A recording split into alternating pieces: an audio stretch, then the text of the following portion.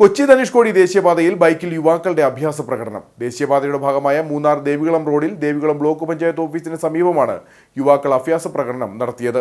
ഈ ദൃശ്യങ്ങളാണിപ്പോൾ നവമാധ്യമങ്ങളിൽ പ്രചരിച്ചിട്ടുള്ളത്. ഒരിടവേളയ്ക്ക് ശേഷം മൂന്നാറിൽ വീണ്ടും വാഹനങ്ങളിലുള്ള അഭ്യാസ പ്രകടനവും സാഹസിക യാത്രകളും ആവർത്തിക്കപ്പെടുകയാണ്. കഴിഞ്ഞ ദിവസം ചിത്തിരപുരത്തിന് സമീപം യുവതി കാറിൽ അപകടകരമായി യാത്ര ചെയ്തിരുന്നു. ഇതിന് പിന്നാലെയാണിപ്പോൾ ദേശീയപാതയുടെ ഭാഗമായ മൂന്നാർ ദേവികുളം റോഡിൽ ബൈക്കിൽ യുവാക്കളുടെ അഭ്യാസ പ്രകടനം. ദേവികുളം ബ്ലോക്ക് പഞ്ചായത്ത് ഓഫീസിന് സമീപമാണ് യുവാക്കൾ അഭ്യാസ പ്രകടനം നടത്തിയത്. ഈ സമയം റോഡിൽ വേറെയും നിരവധി വാഹനയാത്രികരുണ്ടായിരുന്നു. അങ്ങേയറ്റം അപകടകരമായ രീതിയിൽ 2 യുവാക്കളാണ് റോഡിലൂടെ ബൈക്ക് ഓടിച്ചത്.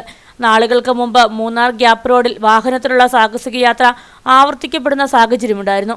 സമാന സംഭവങ്ങൾ വർദ്ധിച്ചതോടെ മോട്ടോർ വാഹന വകുപ്പും പോലീസും നടപടിയും പരിശോധനയും കടുപ്പിച്ചു.